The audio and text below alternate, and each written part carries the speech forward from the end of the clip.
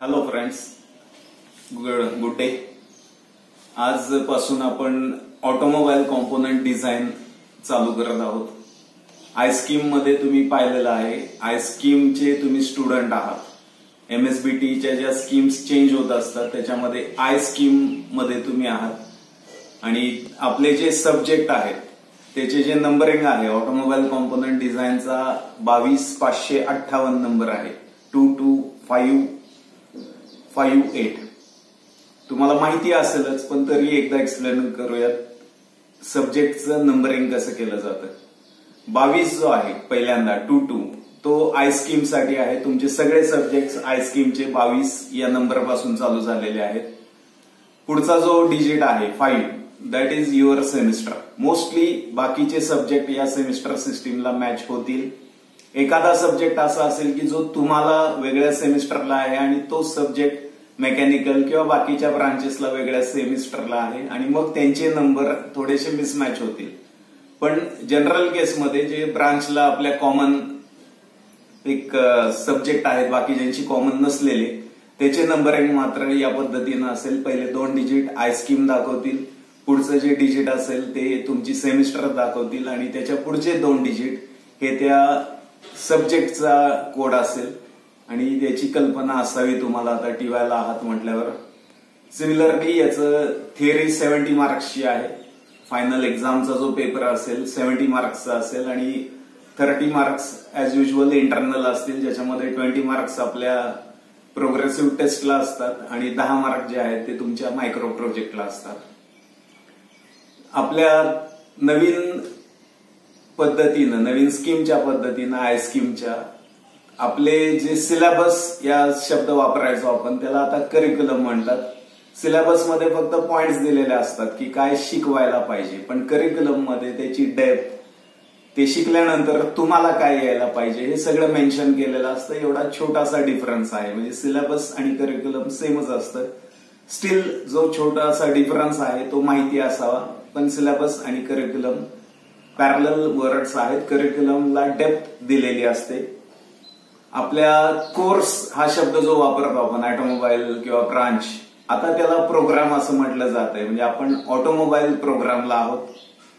आपली जो सब्जेक्ट आहे त्याला आता कोर्स हा शब्द आलेला आहे. कोर्स सब्जेक्ट म्हणजे आताचा जो आपला कोर्स चालू आहे that is automobile component design. आणि चॅप्टर किंवा टॉपिक हे जे म्हटलं जातं त्याला आता आयस्कीम मध्ये युनिट असं म्हटलेलं आहे. मग हा सब्जेक्ट चालू होताना तुम्हाला नोट्स दिलेल्या आहेत. शिकत असताना तुमच्या जवळ नोट्स असतील तर हे पाहायला किंवा समजायला जास्ती मदत होईल. या अंदाजाने तुम्हाला आधी नोट्स दिलेल्या, तुम्ही प्रिंटआउट काढा आणि निश्चितपणे हे ऐकत असताना जवळ ठेवा. That will be more useful. नोट्सची जी आपल्या सुरुवात आहे त्याच्यामध्ये सुरुवातीला कोर्स आउटकम दिलेले आहेत. कोर्स आउटकम म्हणजे हा कोर्स, हा सब्जेक्ट शिकल्यानंतर तुम्हाला काय येणं अपेक्षित आहे. आणि मग प्रत्येक चॅप्टरनुसार 5 चॅप्टर असतील तर 5 आउटकम दिलेले आहेत त्यांनी, की ज्याच्यामध्ये पहिला चॅप्टर शिकल्यावर तुम्हाला apply design requirement while designing simple automobile components generally यायला पाहिजेत. त्याच्यानंतर use measures to reduce the stress concentration हे समजायला पाहिजे.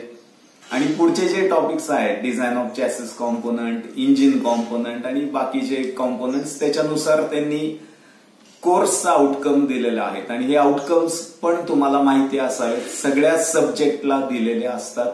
आपण इथं आपल्या नोट्समध्ये पहिल्यांदा ऑटोमोबाईल कॉम्पोनंटचे कोर्स आउटकम्स दिलेले आहेत. त्याच्यानंतर युनिट 1 चॅप्टर फर्स्टचं नाव लिहिलेलं आहे fundamentals of automobile component design. ते किती मार्कला एक्सपेक्टेड आहे ते दिलेलं आहे, प्लस 1.5 टाइम्स. म्हणजे 12 मार्काचा हा चॅप्टर आहे तर 1.5 म्हणजे 18 मार्काला फायनल एक्झामला येऊ शकतो. कारण तुमचे जे ऑप्शन्स असतात जवळपास 1.4 to 1.5 टाइम्स आलेले असतात. म्हणजे हा चॅप्टर तुम्हाला 18 मार्काला येऊ शकतो. आणि हा चॅप्टर तुम्हाला एकदा आला तर हा तुम्हाला पासिंगचं कॉन्फिडन्स इझिली देईल. त्याच्यामुळे प्युअरली थेरॉटिकल आहे. याच्या नोट्स देत असताना आपण आउटकम म्हणजेच क्वेश्चन्स, या क्वेश्चनचे आन्सर तुम्हाला देता येत आहेत म्हणजे तुमचे आउटकम अचीव्ह झालेले आहेत. मग एवढा एक चॅप्टर असा आहे ज्याच्यामध्ये एक्झाम्पल्स, नाहीयेत, त्याच्यामुळे आपण हे क्वेश्चन आन्सर वाईज पण नोट्स दिलेले आहेत. क्वेश्चन म्हणजेच आउटकम, याच्यामध्ये काय आउटकम पाहिजे. मग आपण चालू करूयात आपला पहिला चॅप्टर. पहिला सुरुवात machine design. What is machine design? Machine design तुम्ही काही एक्सपेक्ट केलं असेल की डिझाईन शिकणार म्हणजे चित्रकला शिकणार आहे का, चित्र काढायला स्केच काढायला शिकणार आहे का. Nothing like that. Machine design आहे. मशीन डिझाईनचं डेफिनेशन तुम्ही पाहिलं तर it is art and technique of planning the construction of new or improved machine. Art पण आहे आणि टेक्निक पण आहे, कला पण आहे याच्यामध्ये. कारण याच्यातल्या ज्या स्टेप्स आहेत पुढे तुम्ही शिकताना तुमच्या लक्षात येईल की इमॅजिनेशन नावाची एक इनिशियल पहिली स्टेज आहे आणि imagination is art, it cannot be a technique. आणि फायनल ज्या स्टेजेस आहेत एस्थेटिक्स अँड इर्गोनॉमिक्स त्या सुद्धा कला आहे. त्याच्यामध्ये पण काही नियम आहेत, पण माणूस जास्त कलाकार पाहिजे त्याच्यासाठी. आणि मधल्या ज्या बाकीच्या स्टेप्स आहेत तुम्ही जे कॅल्क्युलेशन करता काय, दॅट इज अ टेक्निक.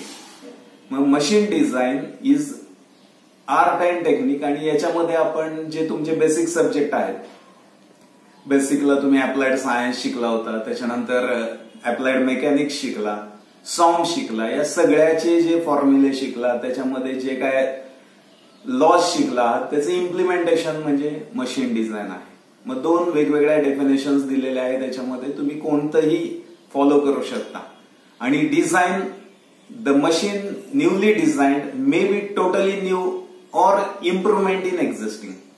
म्हणजे छोटासा चेंज केला एखाद्या मशीनमध्ये त्याची इफिशियन्सी वाढवायला, इकॉनॉमी वाढवायला, आउटपुट वाढवण्यासाठी, किंवा मटेरियल चेंज केलं कॉस्ट कमी करण्यासाठी, तर that is also a design. आणि एखादी मशीन अगदी पहिल्यापासून नवी जी कधीच एक्झिस्टिंग मध्ये नव्हती तशी डिझाईन केली तरी त्यालाही डिझाईन म्हणतात. So design is much broader concept. Second जे डेफिनेशन आहे त्याच्यामध्ये डायरेक्टली आपण लिहिलेलं आहे की machine design is defined as the use of scientific principles, technical information and imagination in the description of a machine or mechanical system to perform specific functions with maximum efficiency and economy. Straight functional based definition दिलेले आणि पहिलं जे आहे ते general definition दिलेले. एक definition तुम्ही कोणतेही स्वतःच्या मनाशी पाठ करू शकता किंवा ठरवू शकता, दोन्हीचं मिनिंग एकच आहे. सो फर्स्ट त्याच्यानंतरचा जो पॉइंट आहे, जो जनरली पुढचे जे 2 पॉइंट आजच्या लेक्चरमध्ये आपण पाहणार आहोत, त्या दोन्ही मधला एक पॉइंट निश्चितपणे एक्झामला येतोच. आणि त्यातला पहिला जो पॉइंट आहे that is general steps or procedure in machine design. Steps कोणत्या कोणत्या आहेत, आणि स्टेप्स जेव्हा म्हटलं जातं तेव्हा तुम्ही लक्षात घ्या, स्टेप्स म्हणजे मराठीमध्ये पायऱ्या. पायऱ्या ज्या असतात ते 1, 2, 3 अशा आपण चढत जातो. त्याच्यामध्ये पायरी अशी पहिली चढली, मग 5वी, मग 4थी, हे पॉइंट्स नाहीयेत. These are steps. म्हणजे ते तुम्हाला लिहित असताना सिक्वेन्सनीच लिहावे लागतील. कोणतेही लिहिलेत, कसेही लिहिलेत असं एक्झामला चालणार नाही. प्रॉपर सिक्वेन्स समजून घ्या. क्लासमध्ये जेव्हा आपण हे शिकवत असतो, मी मुलांना स्टेप्स डिस्कस केल्या तर मुलं कधी 4थी स्टेप आधी सांगतात. पहिली, मुलांना माहिती आहे डिझाईन करायचं म्हणजे काय, फोर्सेस कॅल्क्युलेट करायचे असतील, ड्रॉइंग काढायचं असेल, प्रोडक्शन करायचं असेल, पण यातल्या ज्या सिक्वेन्स आहे तो महत्वाचा आहे आणि तो आपण आता डिस्कस करूयात. So steps in machine design. And first जी स्टेप आहे, उजव्या बाजूला ज्या तुमच्या नोट्समध्ये एक चार्ट दिलेला आहे, स्टेप वाईज दिलेला आहे. पहिली स्टेप टॉपला लिहिली आणि वाढत गेलेल्या स्टेप्स ज्या आहेत पुढच्या खाली लिहिलेल्या आहेत, आणि त्याचंच एक्सप्लेनेशन डावीकडे दिलेलं आहे. एक्सप्लेनेशन मध्ये थोडेसे पॉइंट जास्त दिसतील, कारण काही वेळा तुम्ही स्टेप कंबाईन करू शकता. 3री आणि 4थी पायरी एकत्र केली तर चालेल, पण त्याच्यामध्ये सिक्वेन्स चेंज नाहीये. मग आपण जे लिहिलेले आहेत स्टेप, सो फर्स्ट सगळ्यात महत्वाची step is you have to define the purpose for which the machine is to be design. Machine design करायची, पण कशासाठी? कुठलंही डिझाईन, एक कॉम्पोनंट असेल, मशीन असेल, पहिल्यांदा आपल्याला माहिती पाहिजे की कशासाठी चाललेलं आहे. So first step is defining your problem or what is your need or aim. Second step जे आहे that is making the sketches. Directly sketch केले जातात. स्केच आणि ड्रॉइंग मधला डिफरन्स लक्षात घ्या. स्केच मध्ये म्हणजे एकदम जे बेसिक असेल, क्रूड असेल, साधं केलं जातं, ज्याच्यामध्ये कुठलेही डायमेन्शन्स नाहीत. इमॅजिन केलं जाईल आणि कशी गाडी असावी किंवा कोणत्या पद्धतीनं आपल्याला तो ऑब्जेक्ट बनवता येईल याचं नॉमिनल स्केच केलं जातं, ज्याच्यामध्ये कुठलेही लॉज मेकॅनिझम्सचा विचार केला जात नाहीये. सुरुवात आहे ती एखादं चित्र काढतो तसं ते स्केचिंग केलं जातं की या प्रकारे आपली मशीन किंवा तो ऑब्जेक्ट कॉम्पोनंट दिसणार आहे. So second step is sketching. Now after sketching machine असेल एखादं किंवा जास्त फंक्शन असणारा कॉम्पोनंट असेल तर त्याच्यामध्ये फोर्सेस ट्रान्समिट केले जातात, एनर्जी ट्रान्समिट होईल, मोशन दिले जाईल इकडून तिकडं. मग त्या मोशन्स ते फोर्सेस ट्रान्समिट होण्यासाठी कोणते मेकॅनिझम लागणार आहेत. तुम्ही थिअरी ऑफ मशीन्स मध्ये शिकला असाल वेगवेगळे मेकॅनिझम्स. कितीही कॉम्प्लिकेटेड मशीन असू द्या, सिंपल मेकॅनिझम पासूनच ती बनवलेली असते. तुम्ही 4 बार चेन मेकॅनिझम शिकला असाल किंवा आणखीन कोणते मेकॅनिझम त्याचे इन्व्हर्जन शिकला असाल. यापैकी कोणत्या मेकॅनिझमच्या सहाय्याने आपल्या मशीनमध्ये हे फोर्सेस एनर्जी ट्रान्समिट केली जाऊ शकते त्याचा विचार केला जातो. सो पहिली स्टेप जी होती that is defining the need or aim. Second step was sketching. Third was selection of mechanism. आता मेकॅनिझम सिलेक्ट केल्यानंतर आपलं फायनल झालेलं आहे. आता स्टेअरिंग मेकॅनिझमचं एक एक्झाम्पल आपण पाहूयात किंवा तुम्ही ऑटोमोबाईल स्टुडंट्स आहात. स्टेअरिंग मध्ये तुम्हाला पर्पज काय आहे की हँडल मूव्ह करायचा आहे. मग तो हँडल स्ट्रेट असेल, सर्क्युलर असेल आणि त्या हँडलच्या मोशनच्या सहाय्याने तुम्हाला चाकं वळवायची आहेत गाडीची. मग तुम्ही त्याच्यासाठी टिपिकल ॲकरमन स्टेअरिंग गिअर मेकॅनिझम असेल, 4 बार चेन कुठलंही मेकॅनिझम सिलेक्ट केलेलं असेल. मग एकदा मेकॅनिझम सिलेक्ट झाल्यावर तुम्हाला कॉम्पोनंट्स कसे अरेंज केले ते लक्षात येतं. And now you can analyse the forces. कोणते फोर्स कसे येणार आहेत त्या कॉम्पोनंटवर. मध्ये गिअर बॉक्स बसवलाय का, बसवला असेल तर त्याच्यात काय कॉम्पोनंट्स आहेत, त्याच्यामधल्या कॉम्पोनंटला कसे फोर्स येतील हे अनालिसिस केलं जातं. मेकॅनिझम सिलेक्ट केल्यानंतर फोर्स अनालिसिस, किती फोर्सेस येणार आहेत. आता ते फोर्स येणार किती आहे हे समजल्यानंतर तुम्ही त्या कॉम्पोनंटसाठी कोणतं मटेरियल सिलेक्ट कराल हे फायनल केलं जातं. कारण फोर्स घेण्याची कॅपॅसिटी डिपेंड्स ऑन मटेरियल. स्ट्रेसच्या ज्या व्हॅल्यू दिल्या जातात तुम्हाला एक्झाम्पल सॉल्व्ह करायला, ती मटेरियलची कॅरेक्टरिस्टिक असते. हे लक्षात घ्या. म्हणजे एखादा कॉम्पोनंट तुम्ही स्टील पासून बनवला असेल, तोच कॉम्पोनंट वेगळं मटेरियल कॉपर पासून बनवला तर साईज चेंज होईल, कारण त्याचं स्ट्रेस कॅरिंग कॅपॅसिटी वेगवेगळ्या आहेत. हे सगळ्यात महत्वाचं लक्षात घ्या. So after mechanism, analysis of forces, then selection of material. And after selecting the material you can decide the size. हे मटेरियल घेतलं आणि एवढे फोर्सेस येत असतील तर किती साईजचा तो कॉम्पोनंट लागेल, त्याचे डायमेन्शन्स काय असतील हे फायनल केलं जातं. Finding the dimension is the next stage. After dimensions you have to select the manufacturing process, की कोणत्या पद्धतीनं कॉम्पोनंट सिलेक्ट केला, मटेरियल. पण आता तो कॉम्पोनंट बनवताना मॅन्युफॅक्चरिंग कोणती, कास्टिंग लागेल, मशीनिंग लागेल किंवा आणखीन कोणती प्रोसेस आहे, वेल्डिंगच्या सहाय्याने तुम्ही बनवाल, याचं डिसिजन घ्यायचं असतं. So next step is manufacturing. After selecting manufacturing, final स्टेजच्या जवळ आलेला आहात. मग इथं काय प्रॅक्टिकली प्रॉब्लेम येत आहेत का, काही डायमेन्शन्स असेंब्लीसाठी चेंज करावे लागत आहेत का, कन्व्हिनियन्ससाठी चेंज करावे लागत आहेत का, मेंटेनन्ससाठी चेंज करावे लागत आहेत का, स्टँडर्डायझेशन म्हणजे इझिली मार्केटमध्ये एखादा कॉम्पोनंट अवेलेबल असेल. फॉर एक्झाम्पल 10mm चा बोल्ट मार्केटमध्ये इझिली मिळतो आणि आपण कॅल्क्युलेशन केलं, फोर्सेस अनालिसिस केलं आणि तिथं 9.5mm आपली रिक्वायरमेंट आली, तर आपण 9.5च्या जागी 10mm चा वापरायचा असतो, because it is easily available.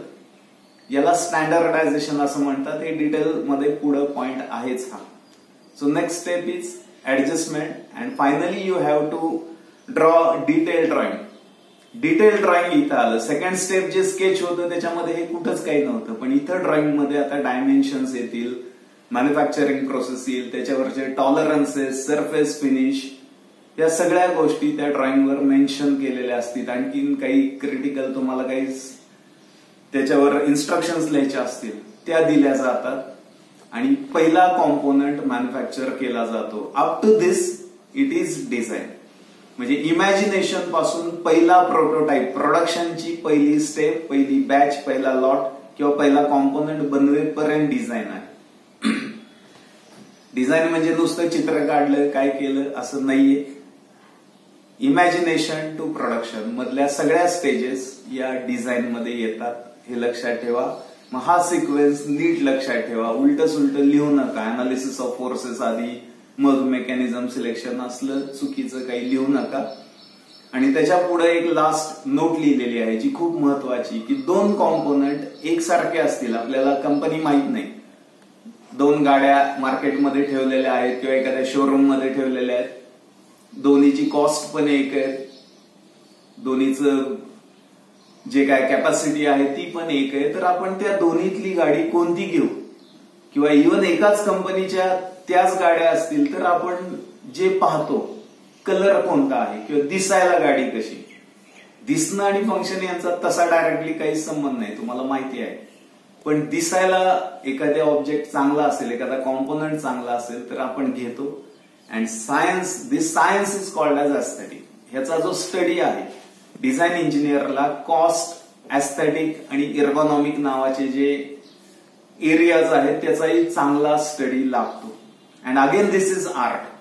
ह्याच्यामध्ये सायन्स प्लस आर्ट कंबाईन आहे. कारण एखाद्या कॉम्पोनंट पुढे ठेवल्यावर काय चांगलं दिसतंय आपल्याला समजतं, पण हे चांगलं कसं बनवायचं हे खूप अवघड आहे. त्याला कलात्मकता स्वतःच्या अंगामध्ये थोडीशी पाहिजे. म्हणून याच्या बेसिक डेफिनेशन मध्येच आलेलं आहे, it is art and technique. मग पुन्हा एकदा पहिल्यांदा आपण डेफिनेशन काय आहे हे डिस्कस केलं. याच्या ज्या स्टेप्स आहेत, 10 स्टेप्स आहेत किंवा 9 दिलेल्या आहेत, त्या स्टेप्स आपण डिस्कस केल्या. First step was need or aim, second is synthesis or selection of mechanism, third is analysis of forces, fourth was material selection, fifth was design, that is selection, deciding sizes. Next, modification if any, काय modification लागलं, selection of manufacturing process and detailed drawing and production. मग ह्या step wise आपण पाहिल्या आणि aesthetic ergonomic सुद्धा तिथं mention केलेलं आहे. डिझाईन इंजिनियरला याचं खूप चांगलं नॉलेज असायलाच पाहिजे. पुढचा जो पॉइंट आहे नेक्स्ट, की ज्याच्यामध्ये डिझाईन कन्सिडरेशन्स, एखादी कॉम्पोनंट, एखादी असेंब्ली, एखादी मशीन डिझाईन करत असताना कोणते कोणते पॉइंट्स विचारात घेतले जातात. आणि याला पॉइंट्स म्हटलेले, याच्यामध्ये कुठलाही सिक्वेन्स नसेल. एक्झामच्या पॉइंट ऑफ व्ह्यू पाहिलं तर याच्यामध्ये कुठलेही 8 पॉइंट्स तुम्हाला विचारले जातात. जास्ती मार्काला तोच क्वेश्चन असेल तर तुम्ही 8 पॉइंट ते एक्सप्लेन करायचे, पण त्याच्यापेक्षा जास्ती काही विचारलं जात नाही. आणि सो 8 पॉइंट्स कुठलेही विचारले जातील एक्झामला किंवा तुम्हाला यायला पाहिजे. आणि अवघड क्वेश्चन म्हणजे स्पेसिफिक जेव्हा विचारलं जाईल, डिझाईन कन्सिडरेशन्स इन पिस्टन किंवा design considerations in connecting rod, त्याच्यामध्ये मग कुठलेही पॉइंट्स लिहून चालणार नाही. त्याला जे ऍप्लिकेबल आहे तेच लिहावे लागतील. क्वेश्चन मध्ये मी दोन्ही दिलेले आहेत सुरुवातीलाच, की डिस्क्राईब एनी 8 पॉइंट्स किंवा मग design considerations in piston oblique connecting rod, काही पण येऊ द्या. पण आधी डिझाईन कन्सिडरेशन्स काय काय आहेत ते बघा. इथं 20-22 पॉइंट दिलेले, काही खूप महत्वाचे नसलेले पण आहेत, काही महत्वाचे पण आहेत. 1 बाय 1 आपण पाहूयात. एखादा कॉम्पोनंट डिझाईन करायचा आहे तर त्याच्यामध्ये कोणत्या गोष्टी आधी डिझाईन करत असताना, बनवायच्या आधी कोणत्या विचारात घेतल्या जातात याच्याबद्दलचा हा पॉइंट आहे. So first is strength. त्या मटेरियलची स्ट्रेंथ आहे का, त्या कॉम्पोनंटवर येणारे फोर्सेस जेवढे आहेत तेवढी घेण्याची. एखाद्या कॉम्पोनंटवर फोर्सेस येत नसतील तर तिथं हा पॉइंट ऍप्लिकेबल नाही. किंवा येणारे फोर्सेस कोणत्या टाईपचे ते घेण्याची ताकद आहे का. काही वेळा कॉम्पोनंटवर टेन्साइल फोर्स येतात, काही वर शियर फोर्सेस येतात, काही कॉम्पोनंटवर फटीग स्ट्रेस असतात, उलटे सुलटे होणारे स्ट्रेसेस. मग फटीग मध्ये डिझाईन आणखीन अवघड आहे, हे लक्षात ठेवा. कुठल्या टाईपचं फोर्स येतोय त्याच्यासाठी विथस्टँड व्हायला त्या कॉम्पोनंटची स्ट्रेंथ आहे का हे पाहिलं जातं. Second point is rigidity. Flexible अजिबात नकोय, हलायला नकोय कॉम्पोनंट, ही काही वेळा रिक्वायरमेंट असेल, म्हणजे रिजिड आहे का पाहिलं जातं. Third is reliability. कुठलाही कॉम्पोनंट घेतल्यावर त्यांनी रिलायबल सर्व्हिस द्यावी, कायम टिकावा, किंवा आपल्याला जेवढं सर्व्हिस लाईफ एक्सपेक्टेड आहे तोपर्यंत टिकावा हे एक्सपेक्टेड असतं. Fourth safety.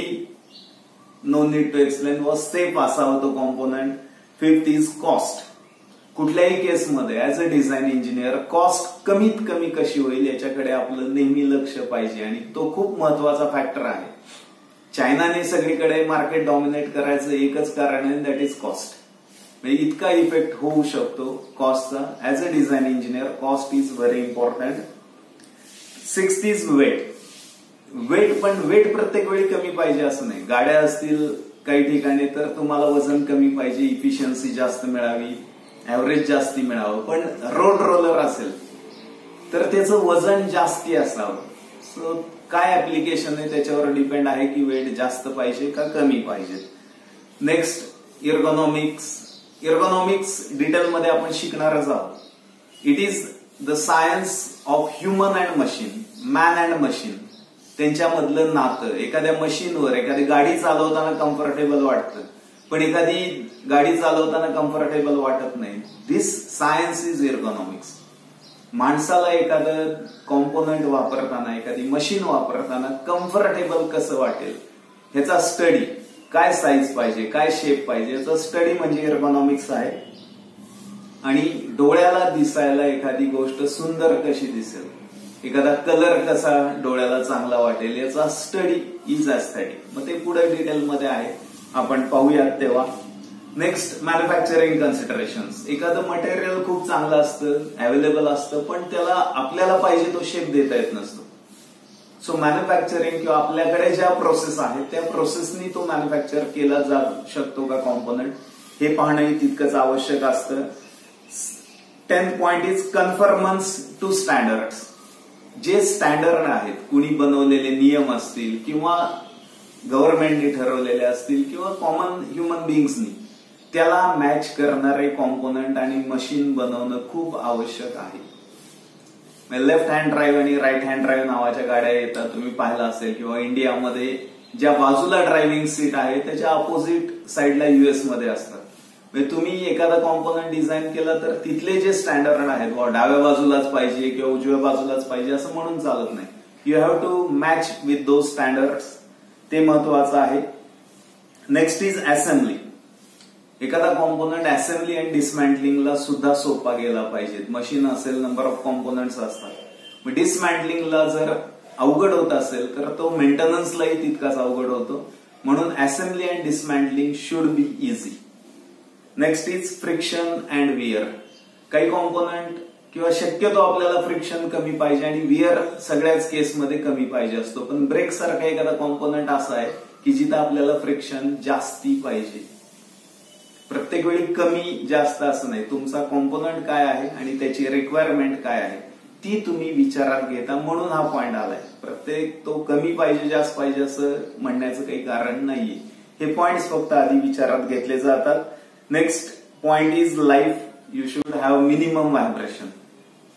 Next is thermal considerations. High टेम्परेचरला असेल कॉम्पोनंट तर हा पॉइंट व्हॅलिड आहे. प्रत्येक वेळी टेम्परेचरशी संबंध नाही, पण जे कॉम्पोनंट आहेत ते विचारात घेतले जातात. इथं जेही 22 पॉइंट आहेत ते ऑल कन्सिडर केलेले आहेत. एखाद्या कॉम्पोनंटला हे सगळे 22 ऍप्लिकेबल असतील असं नाहीये. एखादा स्पेसिफिक कॉम्पोनंट विचारल्यावर त्याला जे ऍप्लिकेबल आहे तेवढेच महत्वाचे लिहायचे. किंवा आपण डिझाईन करत असताना आपण काय डिझाईन करतोय, कोणती मशीन आहे त्याच्या संबंधात विचार करायचा आहे, हे लक्षात ठेवा. Next is lubrication. काही वेळा आपल्याला लुब्रिकेशन एक्सटर्नल प्रोव्हाइड करावं लागतं किंवा इंटरनली द्यावं लागतं. जसं लेथच्या बेड्स असतात, कास्ट आयर्नच्या असतात. Because it is having internal lubrication property. त्याला ऑइल नाही टाकलं तरी ते स्मूथली मूव्ह होतात. लेथ बेडवर जे तुमचे टेल स्टॉक, लेथ मशीन तुम्ही पाहिलेली आहे, त्याच्यावर जे मूव्ह होतात टेल स्टॉक, हेड स्टॉक, त्याला लुब्रिकेशन नसताना सुद्धा स्मूथली मूव्ह होतात. कास्ट आयर्न नावाचं मटेरियल आहे आणि म्हणूनच cast iron is also used for piston. पण पिस्टनचे मटेरियल आपण नंतर पाहूया. लुब्रिकेशन, सेल्फ लुब्रिकेटिंग प्रॉपर्टी हे तिथं महत्वाचं आहे. किंवा एक्सटर्नली ऑइल वगैरे प्रोव्हाइड केली जाते, ती फॅसिलिटी असायला पाहिजे. Maintenance should be easy. एखादा कॉम्पोनंट बनवलाय, खूप वर्ष लाईफ देईल, पण जेव्हा मेंटेनन्सला येईल तेव्हा सुद्धा ते पॉसिबल व्हायला पाहिजे. हे डिझाईन कन्सिडरेशन इनिशियली कन्सिडर केलं जातं. Size and shape. कसं साईज असावं, एखादी मशीन असेल रोबस्ट लुक, बुलेट सारखी गाडी असेल, तुम्ही बुलेटच्या ऍक्सेसरीज वरच्या काढून टाकल्या, ऑइल टँक असेल किंवा पेट्रोल टँक असेल, आणि नीट पाहिलं तर ती गाडी सुद्धा लहान आहे, पण फायनल शेप देताना रोबस्ट लुक हा महत्वाचा पॉइंट होता तिथं. मग त्यांनी चांगली मोठी हट्टीगट्टी वाटणारी केलेली आहे. तेच तेवढंच चॅसी असलेली एखादी लेडीज बाईक असेल तर तिला नाजूक दिसण्याचं, ऍक्टिव्हा सारखी बाईक असेल किंवा स्कूटी, नाजूक दिसणं. सो साईज शेप त्याचा कसा असावा हे डिसाइड केलं जातं. बाकीचे जे पॉइंट दिले, स्टिफनेस, काही केसेसमध्ये स्टिफनेस महत्वाचा, it should not deflect, stiff असावं. करोजन रेझिस्टन्स, ज्या करोसिव्ह ऍटमॉस्फिअर मध्ये वापरल्या जातात, म्हणजे जहाज असेल आणि समुद्राच्या पाण्यात, मिठाच्या पाण्यात वापरलं जाते, मग तिथं हा पॉइंट महत्वाचा असेल. काही ठिकाणी करोजन होणार पण नाही, हे लक्षात घ्या. आणि नॉईज, कमीत कमी नॉईज असावा. पण तुम्ही हॉर्न बनवला असेल आणि तिथं कमी नॉईज आला तर उपयोगाचं नाही. सो काय तुमचे ऍप्लिकेशन आहे, हे जनरल 22 पॉइंट दिलेले आहेत की जे कन्सिडर केले जातात. नोट्समध्ये पुढे एक्सप्लेन पण केलेले आहेत हेच पॉइंट्स, वाचा, तुम्हाला निश्चितपणे समोर ठेवल्यावर ते समजेलच. पण याच्यामधला जो स्पेसिफिक पॉइंट किंवा स्पेसिफिक क्वेश्चन आहे, डिझाईन ऑफ पिस्टन किंवा कनेक्टिंग रॉडचे पॉइंट कोणते कन्सिडर केले जातात, मग त्याच्यामध्ये सगळे ऍप्लिकेबल आहेत का? कनेक्टिंग रॉड किंवा पिस्टन आणि नॉईज यांचा काहीही संबंध नाही. Piston itself will not make a noise, पण फ्रिक्शन हा पिस्टनसाठी इम्पॉर्टंट आहे. लो वेट कमी असावं, हा पॉइंट पिस्टनसाठी महत्वाचा आहे. थर्मल कन्सिडरेशन्स, हा पॉइंट पिस्टनसाठी, because it is inside the engine, so it is having और it is subjected to very high temperature. मग कोणता पॉइंट लिहायचे, जनरल विचारले तर कोणते पण 8-9 महत्वाचे दिल्या. स्पेसिफिक विचारल्यानंतर तुम्ही ठरवून ठेवा. पिस्टन विचारल्यावर आपल्याला काय लिहायचंय, कनेक्टिंग रॉड विचारलं तर तिथं स्ट्रेंथ महत्वाची असेल, आणि बाकीच्या ज्या महत्वाच्या गोष्टी आहेत, फ्लेक्सिबिलिटी, रिजिडिटी, ते महत्वाचं असेल. या प्रकारे आजच्या लेक्चरमध्ये आपण 3 पॉइंट्स शिकलो. पुन्हा वाइंड अप करूयात. डेफिनेशन शिकलो, त्याच्यानंतर जनरल स्टेप्स शिकलो, आणि points considered while designing A component. Video बनवायचं किंवा अपलोड करायचं, इन्स्टेड ऑफ ऑनलाईन व्हिडिओ बनवायचा हाच उद्देश होता की हा तुमच्याकडे कायमचा राहील, तुम्हाला पाहिजे तेव्हा पाहता येईल. काही चुकत असेल तर मला सुद्धा एकदा हा व्हिडिओ पाहून समजेल की आपलं शिकवताना काय कमी जास्त होतंय, स्पीड चेंज होतोय. इव्हन पर्सनल मोबाईलला माझा पर्सनल नंबर तुमच्याकडे आहे किंवा व्हॉट्सअप ग्रुपला आहेच तो. जर काय तुम्हाला कमी जास्त वाटत असेल तर तुम्ही मला पर्सनली रिप्लाय करू शकता. चांगलं वाटलं तरी सांगू शकता. पण याच्यामध्ये एक ऍडिशनल महत्वाचा पॉइंट मला आता मेन्शन करायचा आहे की मागच्या वर्षीचा या सब्जेक्टचा टॉपर मिस करीना शेख म्हणून आहे, 98 मार्क आहेत. आणि तुमच्या या कॅपॅसिटीची मुलं आहेत. फक्त लक्षात ठेवा, 33 वर्ष झाले ऑटोमोबाईल डिपार्टमेंट चालू होऊन, आणि तेवढ्या वर्षानंतर पहिल्यांदा एखाद्या विद्यार्थ्यांनी, जुन्या काळातही 96 पाडलेले, 98 मार्क त्या मुलींनी पाडले. 90च्या पुढे आणखीन 1-2 मुली आहेत. तुम्ही सुद्धा त्या प्रकारे फॉलो कराल, नीट अभ्यास कराल, आणि व्हिडिओ कसा वाटतोय याचे फीडबॅक्स नक्की देताल. हा व्हिडिओ जो आहे तो फक्त आणि फक्त तुमच्यासाठी, माळेगावचे स्टुडंट किंवा ज्या स्टुडंट्सकडे या नोट्स आहेत त्यांच्यासाठी इंटेंडेड आहे आधी. थँक्यू.